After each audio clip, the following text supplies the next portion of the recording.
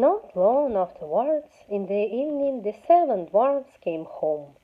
But how shocked they were when they saw their dear little Snow White lying on the ground, and that she neither stirred nor moved, and seemed to be dead.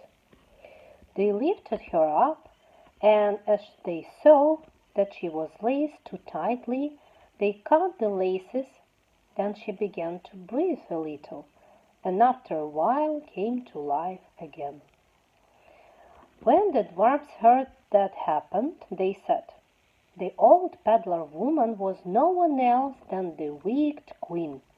Take care and let no one come in when we are not with you."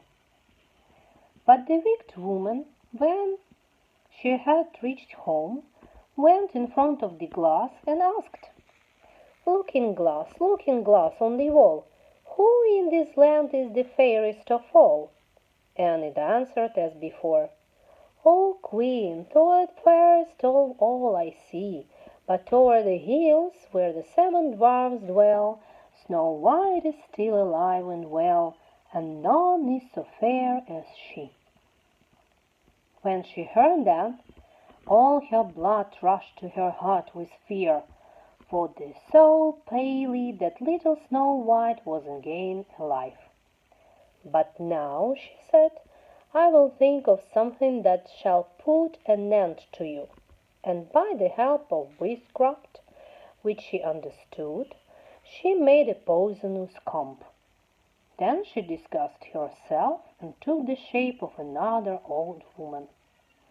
So she went over the 7 mountains, and the 7 dwarfs knocked at the door and cried, "Good things to sell, cheap, cheap."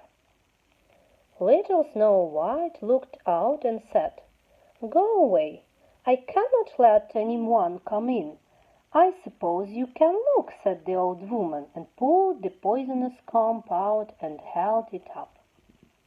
It pleased the girl so well that she let herself be beguiled and opened the door. When they had made a bargain, the old woman said, "Now I will comb you properly for once." Poor little Snow White had no suspicion and let the old woman do as she pleased. But hardly had she put the comb in her hair than the poison took effect, and the girl fell down senseless. "You're a paragon of beauty," said the wicked woman. "You are done for now." And she went away. But fortunately it was almost evening when the 7 dwarfs came home. When they saw Snow White lying as if dead upon the ground, they at once suspected the stepmother, and they looked and found the poisoned comb. Scarcely had they taken it out when Snow White came to herself and told them what had happened. Then they warned her once more to be upon her guard and to open the door to no one.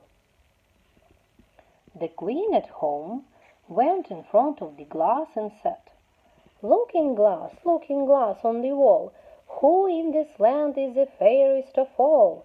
Then it answered as before, "O Queen, thou art fairest of all I see, but over the hills there the 7 dwarfs dwell, Snow White is still alive and well, and no one is so fair as she."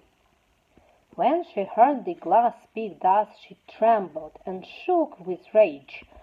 "Snow White shall die," she cried, "even if it costs me my life."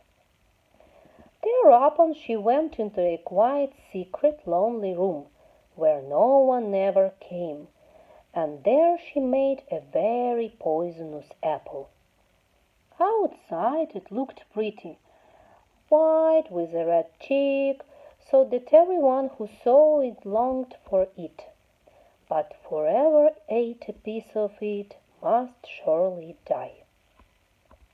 When the apple was ready, she painted her face and dressed herself up as a country woman, and so she went over the 7 mountains to the 7 dwarfs. She knocked at the door. Snow White put her head out of the window and said, I cannot let you in. The 7 dwarfs have forbidden me." "It's all the same to me," answered the woman. "I shall soon get rid of my apples. There, I will give you one."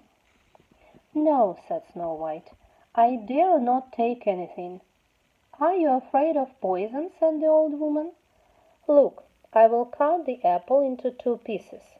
You eat the red cheek, and I will eat the white." The apple was so cunningly made that only the red cheek was poisoned. Snow White longed for the fine apple, and when she saw that the woman ate part of it, she could resist no longer, and stretched out her head and took the poisonous half. But hardly had she a bit of it in her mouth than she fell down dead. Then the Queen looked at her with a dreadful look, and laughed aloud. She said, "White as snow, red as blood, black as ebony wood, this time the dwarfs cannot wake you up again."